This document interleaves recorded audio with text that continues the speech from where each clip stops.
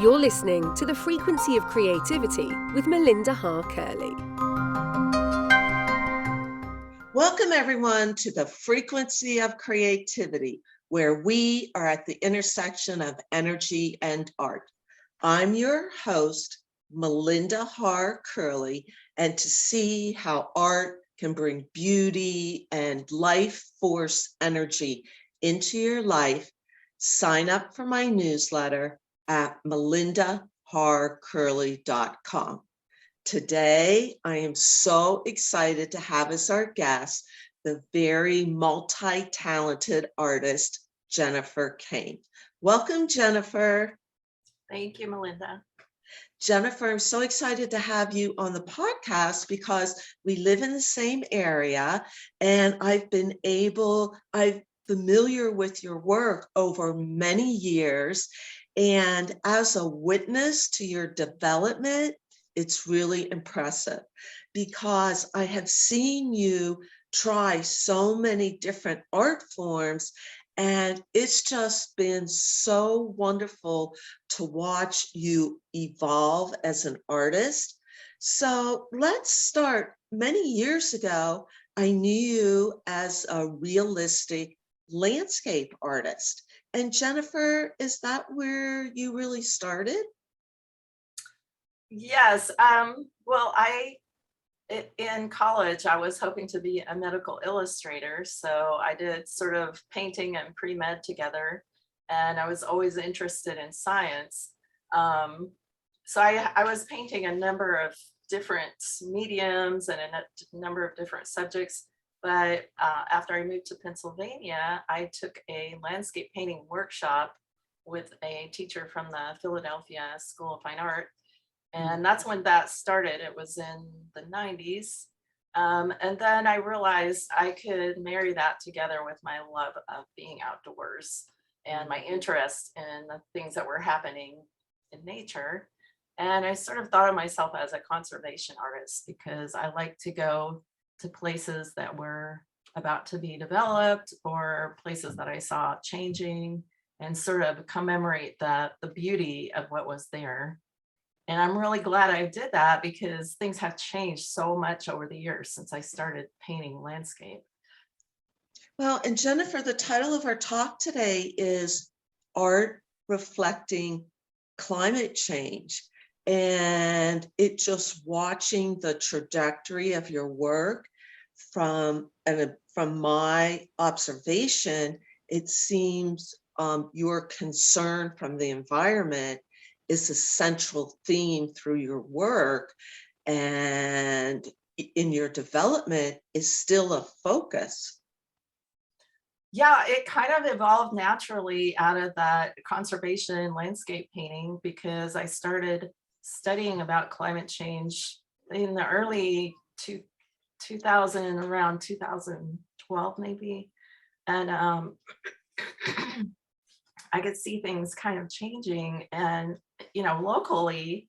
And I got interested in the science and I thought, what better place to be to do that? Because my neighbor is Michael Mann and I have access to all these lectures on campus and these groups that are open to the community where they're presenting information. Jennifer, why don't you share with our listeners who Michael Mann is? So Michael Mann is kind of probably the most notable American public spokesperson for the science around climate change. And he goes all over the world and all over the country talking about it in radio interviews and giving lectures on campus. Wow, how fortunate that he's your neighbor and your interest, and then you can marry the science into your artwork. Definitely, yeah. Well, Jennifer, let's take a quick pause here, and we're going to have to take a short break. But before we do, can you please share with our listeners where they can see more of your work and find out more about you? Well, I have a website at jenniferkaneart.com. You can go there and read my interview to kind of learn about my philosophy and see some of my landscape paintings. And also, this summer I'm an invited artist at the Central Pennsylvania Festival of the Arts, which will meet in person for the first time in 2 years. So definitely come and check that out this summer. It'll be in July. And for our listeners, that's in State College, Pennsylvania, in the middle of Pennsylvania. And Jennifer, how many visitors do we have during the weekend? Last I read, it was about 120,000 people that come to the show. So it's a quite popular and prestigious arts festival, and to be an invited artist, that's a reflection of a quality of your work. So stay tuned, everyone, and we'll talk so much more about Jennifer's work through her art and her concern about climate change.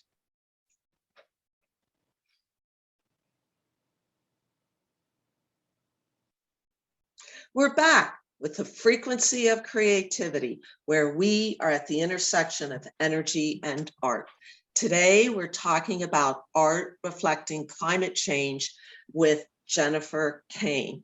So Jennifer, let's talk about the evolution of your work, because before break, we talked how you started as a realistic landscape painter. And looking at your artwork today, it's hard to see the roots of that. So why don't you talk about, the different art forms that you've explored, and especially the unique work that you're doing today that is just so interesting. Thank you so much. Well, I knew the issue was so complex and it could be a little bit heavy. And I knew I didn't want to do something illustrative. I wanted to somehow capture the feelings that around climate change.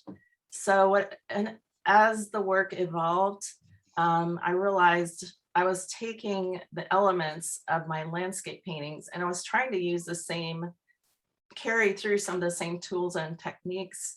Like I painted my landscape paintings with a knife, so I brought that over into this abstraction, and I was basically distorting the forms and colors of the landscape to bring into this abstract work.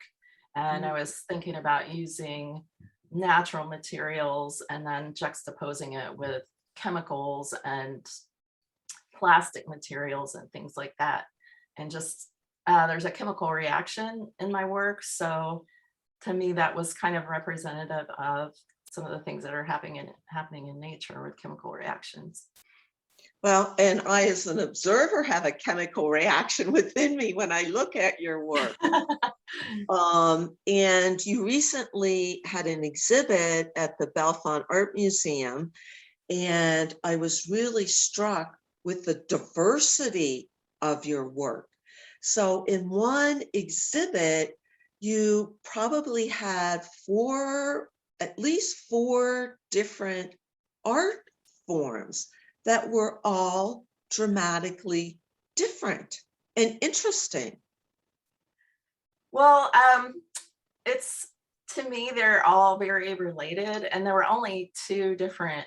There were abstract works on paper that have the acrylic and the gold leaf and the chemicals, and then there were India ink, and some of the India ink also had the gold leaf and the chemicals.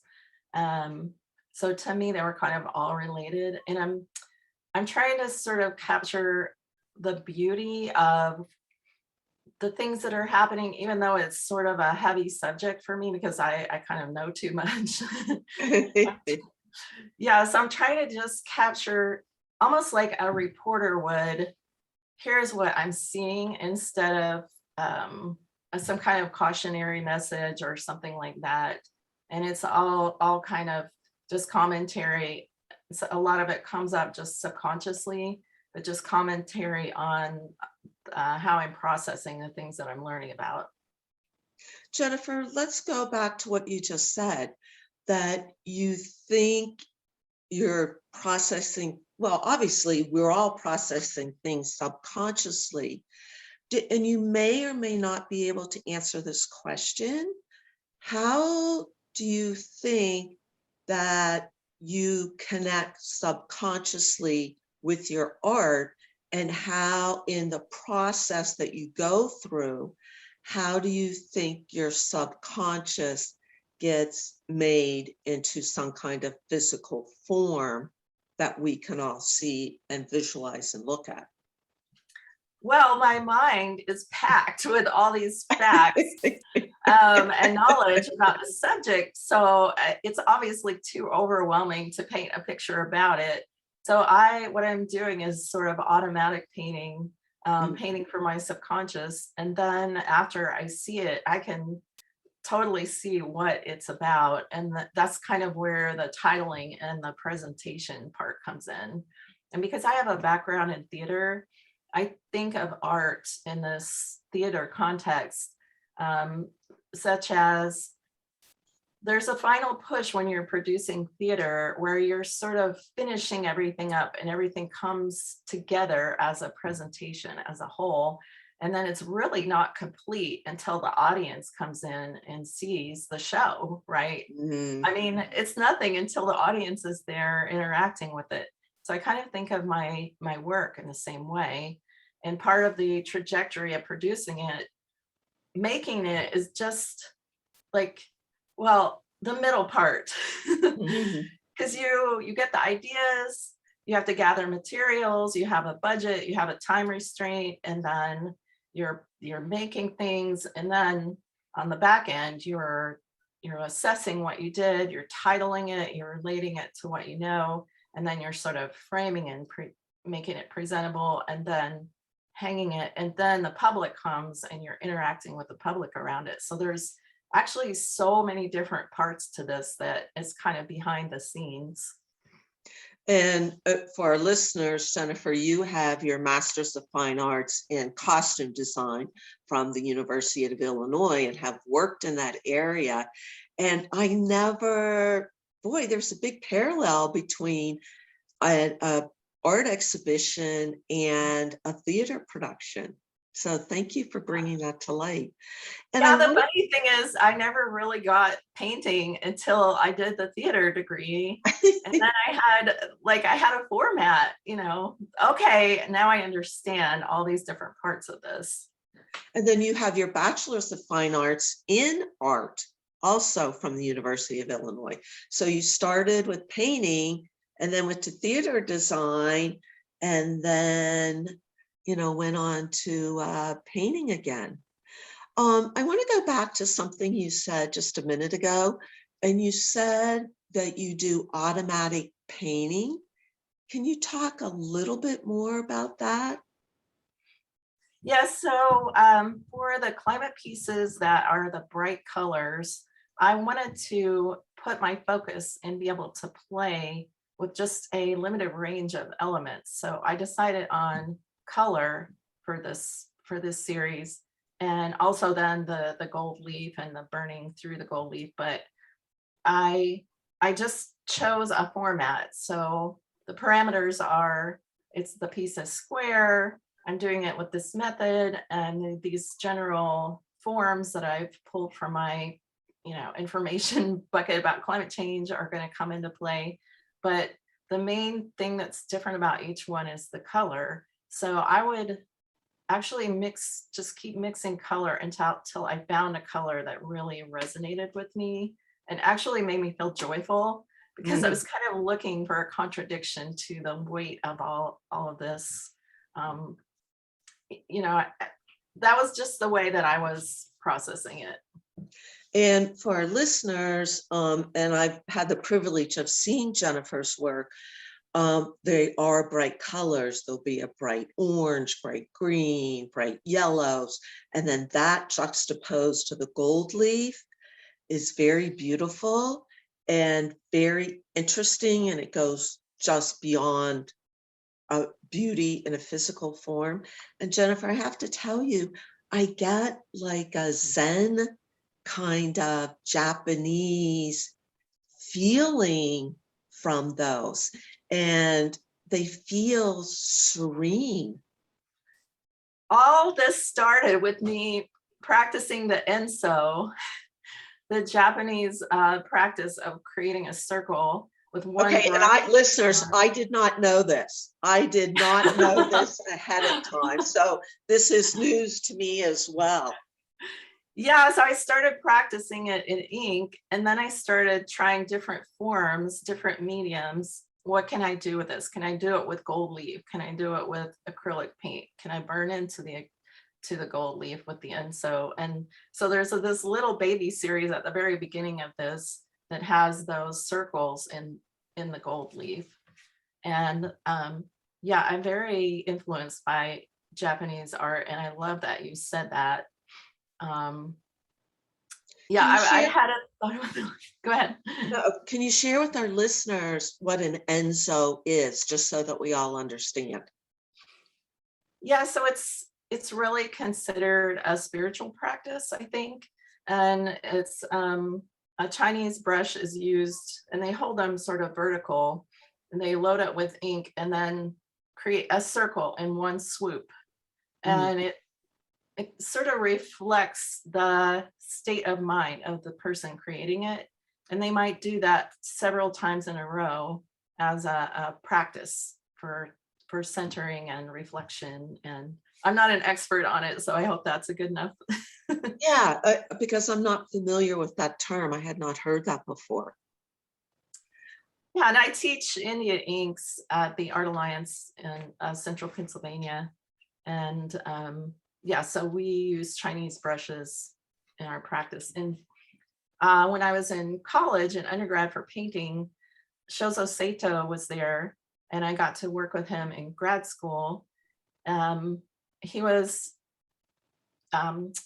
creating kabuki theater at the school where I was in grad school, and we actually produced kabuki theater. And the first thing I saw when I went to see the college before I even started to go to the University of Illinois was a Japanese tea ceremony. And then it turns out Shoso is there.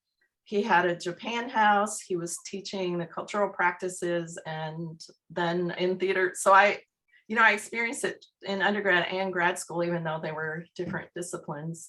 And then we went to the Indianapolis Museum of Art a couple of years ago, and there was a whole room there with desks where you could try the Chinese calligraphy, and he was the person in the video demonstrating it to the room.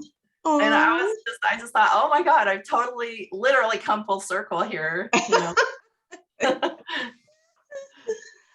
You know what? Now I understand, because when I went to your exhibit, it seemed all different art forms, but now I realize, the core of it was your centering. And so, you had these brightly colored gold leaf square works, but also the India ink. And now I understand, because when I think back to the exhibit, the India ink works also had this Zen, calmness, centered kind of feeling. So you have this core feeling, and then you're just expressing it in different ways. Yes. Yes, it's really a way of just getting in touch directly with what's inside and putting it out there on the paper. Very, very interesting. So Jennifer, you still paint outside, you still put yourself in a landscape. So how does that centering approach work when you're out in nature? And how does that relate to your concern about climate change? One of my students recently, a private student, I was demonstrating for her, and she said, oh, I noticed that you took about 15 seconds before you put the paint on the surface. And I didn't even realize I do this, but it's like I'm taking a deep breath and centering myself. And then I'm totally, completely immersed in my surroundings and responding to to my surroundings. And it looks like you're doing nothing when you're standing there. In fact, I think there's this romantic notion about being out in the wild landscape painting, but it's actually a deep work that's mental, physical, and spiritual. And yeah, so I'm picking up on, I don't want to sound corny, but I'm definitely totally immersed in being in that environment and reflecting on my canvas, what's happening in that interaction. Jennifer, you're not corny at all. And that's what we talk about on this podcast. And that's why we call it exploring the energetics of art. Because what you're explaining, I've experienced myself. And we talk about this all the time on the podcast. And that's really the focus of this podcast, is the process of artists. And, how, as an artist, are you connecting with your environment, whether it be nature or an urban setting, or the seashore, wherever you are? How, as an artist, are you connecting with something outside of yourself?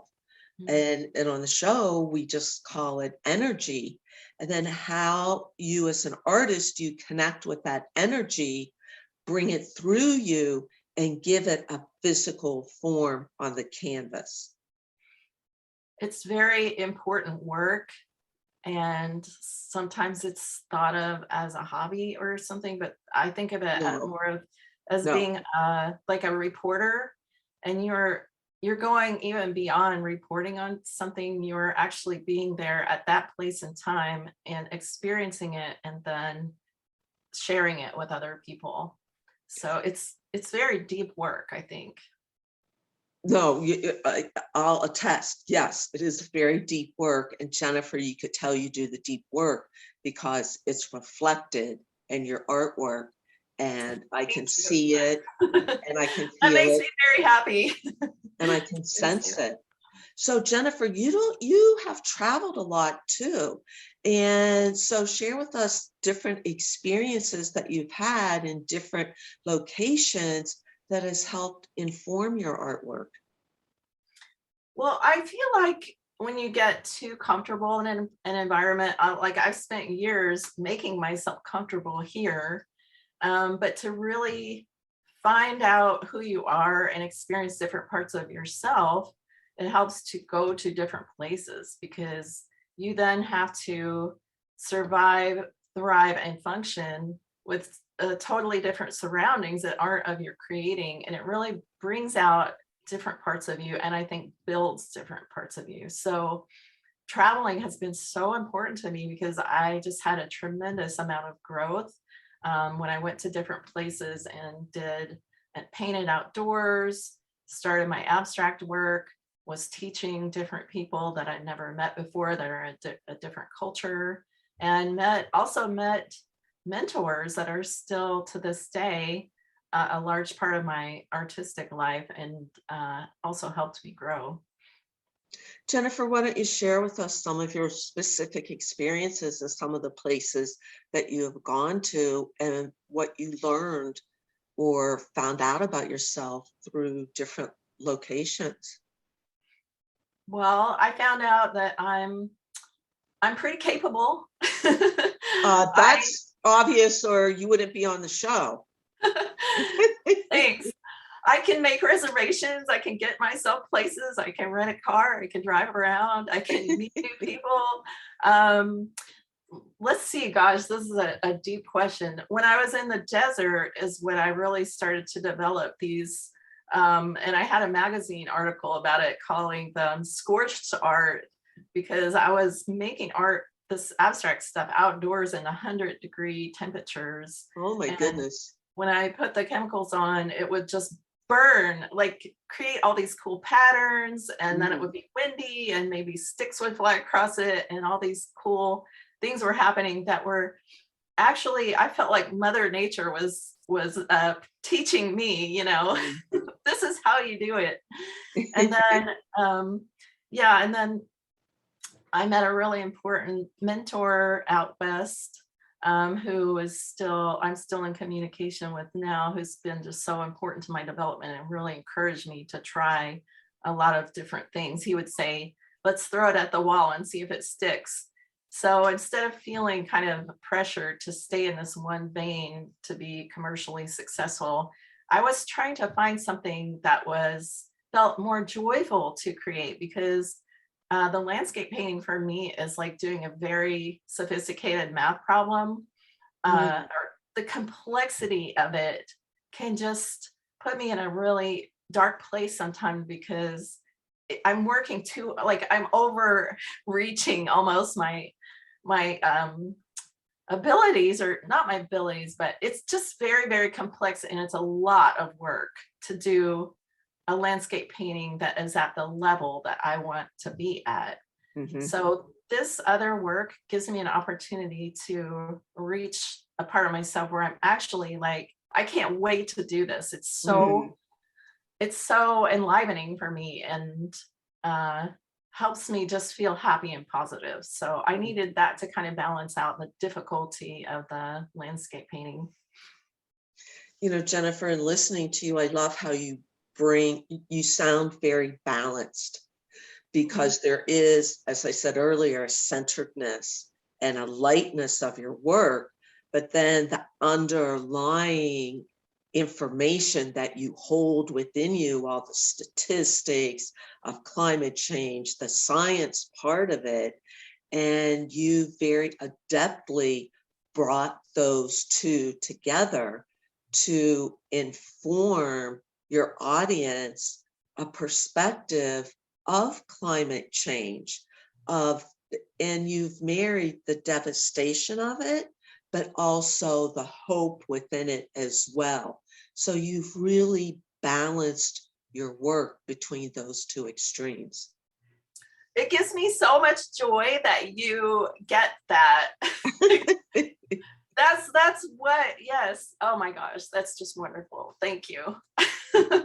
Well, you are a dedicated artist, and this is who you are, and you've devoted your life to this. Mhm. And it's just wonderful to watch. It really is. Where do you get this motivation, Jennifer, that you're so passionate about this, and you know what you want to do, and you're very clear with your purpose and your intention? Where does that come from, and how has that developed over the years? Years of working toward that, because I think both my parents are that way. And so it was kind of, I kind of felt, both my parents are teachers too. Okay. And by the way, well, I was just kind of raised with this feeling of responsibility to be productive and to share what I do with other people. Both my parents are teachers, and I think that teaching actually gives me that growing edge where, when I know I'm going to have to lead others, I myself have to take things to a different level, and I'm studying about the things I'm teaching. I'm presenting things to people, and I'm learning from the people that I'm teaching all the time.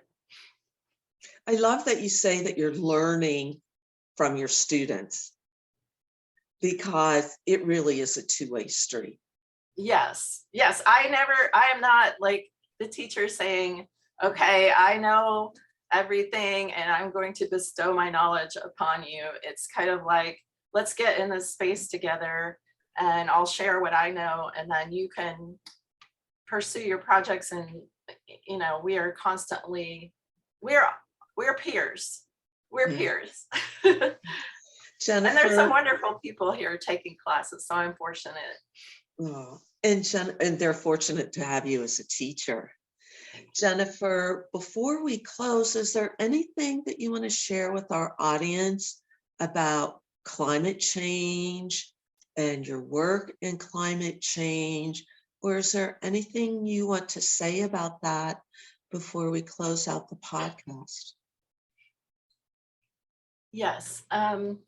So Richard Mayhew came back to Penn State and gave a lecture in 2014, and he asked each of the people in the audience that were artists to choose some kind of um, social cause to apply your work to, because that's what he was in a group in the 1960s that had done that around racial equality, probably he would call it. So I chose climate change and just decided to devote myself to that, and I have ever since. So I Mm. really would encourage other artists. That is another thing that will give you a sense of purpose, because you're able to, even if you don't know everything about it, even if you can't talk about it fluently, you are bringing energy to that subject, and you're communicating with people about it, at the very least visually, and that gives you a really strong sense of purpose. And also, even if you're just throwing a pebble in the water, it's creating waves that reach all the way out to the edge of the pond. Jennifer, that sounds so beautiful. Thank you so much for being with us. Thank you. So, And then before we leave, can you share with our listeners one more time where they can find out more about you and your work? yes, you can go to my website at jenniferkaneart.com, and you can also see me live at the Central Pennsylvania Festival of the Arts this July. First time in 2 years that will be live, and it's an all outdoor event. And for our listeners, it's July. And for people that are listening from years from now, it's July 2022. Yes, 2022. Jennifer, thank you so much for being with us. I mean, it was just so interesting. And thank you for what you're doing and bringing attention to climate change in a joyful and informative way. Thank you. Thank you, Melinda. And Thanks for having me. thank you, listeners, for being with us on the frequency of creativity, where we are at the intersection of energy and art. And follow Jennifer's advice. Pick a cause that is meaningful to you and focus on that no matter what your work in the world is. Thank you.